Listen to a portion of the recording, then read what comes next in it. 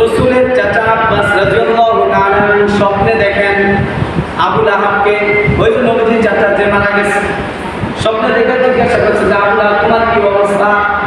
আবু লাহাব বলে যে আমার অবস্থা খুবই কঠিন, জাহান্নামের শাস্তির মধ্যে আছে, কিন্তু প্রত্যেক সোমবার আসলে আমি যা রাসূল দুনিয়াতে আগমন করেছেন এই ব্যাপারে, এই জন্য আমরা সকলে খুশি না বেজার?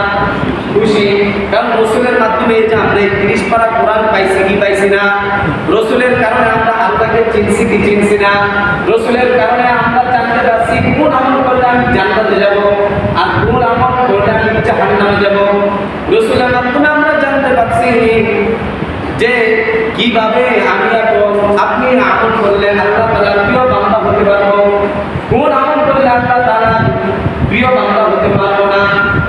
এই জন্য রাসূল আমাদের জন্য অনেক বড় একটি নিয়ামত এবং আমাদের নবী সর্বশ্রেষ্ঠ নবী। শুধু তাই নয়, উলামায়ে কেরাম বলেন যে রাসূলের জন্ম উপলক্ষে খুশি হওয়া এটা অত্যন্ত বড় বিষয়। যেমন আমরা জানি রাসূলের আপন চাচা আবু লাহাব, আমাদের কম সকলে সূরা লাহাব মুখস্থ আছে, তাব্বাত ইয়াদা আবি লাহাব, এই যে এখানে আবু লাহাবের নাম আছে, তিনি ছিলেন কাফের, তার স্ত্রী ছিল কাফের। এই রাসূলের চাচা আবু লাহাব সে কাফের ছিল। রাসূল পাক সাল্লাল্লাহু আলাইহি ওয়াসাল্লাম যেদিন জন্মগ্রহণ করেছেন, কোন দিন জন্মগ্রহণ করেছেন? সোমবার দিন। কোন দিন? সোমবার দিন। ইতিহাসের মধ্যে পাওয়া যায়, কিতাবের মধ্যে পাওয়া যায়, যেদিন জন্মগ্রহণ করেছেন রাসূলের এই চাচা আবু লাহাবের একটা দাসী ছিল, বান্দি ছিল, যার নাম ছিল সুয়াইবা। নাম কি ছিল? সুয়াইবা।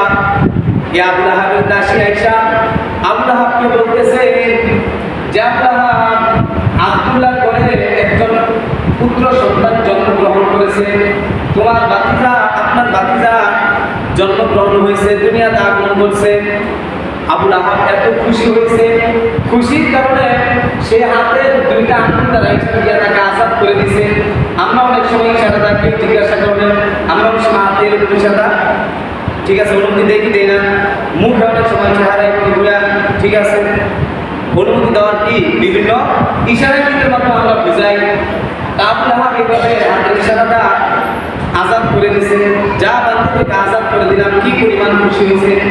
সে কিন্তু রাসূলকে রাসূল হিসেবে স্বীকার করে নাই, তিনি কিন্তু জাহান্নামী, তিনি মারা গেলেন। মারা যাওয়ার পর রাসূলের চাচা আব্বাস রাদিয়াল্লাহু তাআলা স্বপ্নে দেখেন আবু লাহাবকে, ওই যে নবীজির চাচা যে মারা গেছে, স্বপ্নে দেখে জিজ্ঞাসা করছে যে আবু লাহাব তোমার কি অবস্থা? আবু লাহাব বলে যে আমার অবস্থা খুবই কঠিন, জাহান্নামের শাস্তির মধ্যে আছে, কিন্তু প্রত্যেক সোমবার আসলে আমি যে আমার ভাতিজার সুসংবাদ শুনি না, ভাতিজার জন্মগ্রহণ করছে, এর সুসংবাদ শুনে আমি এতটা আনন্দিত হয়েছি যে আমি বিনামূল্যে ইশারা দিয়ে তাকে আমার বান্দিকে আজাদ করে দিয়েছিলাম। এর বিনিময়ে আল্লাহ তাআলা আমাকে প্রতি সোমবার আসলে এই দুইটা আঙ্গুলের মধ্যে পানি দেয়, এগুলো বলেন মধু আসে, আঙ্গুলটা চুষলে এরকম মধু পাওয়া যায়, যার ফলে আমি প্রতি সোমবারে দুইটা আঙ্গুল চুষে আমার আঙ্গুলের মধ্যে এরকম মজা পাওয়া যায়, ফলে আমার জাহান্নামের শাস্তিটা কিছু কম মনে হয়। তাহলে চিন্তা করেন যে রাসূল জন্মগ্রহণ করছেন, এর উসিলাতে যদি একজন কাফের ব্যক্তি রাসূলের জন্মগ্রহণের খুশিতে যদি তার মাকে আজাদ করে দিতে পারে, এর বিনিময়ে আল্লাহ তাআলা একজন কাফেরকে আল্লাহ তাআলা শাস্তিটা একটু কম দিতে পারেন, তাহলে আমরা যারা মুসলমান আছি তাহলে আমাদের আজাদকে আল্লাহ তাআলা কম দিবেন না আরো বাড়ায় দিবেন? কম দিবেন, এতে কোনো কি নাই, সন্দেহ নাই।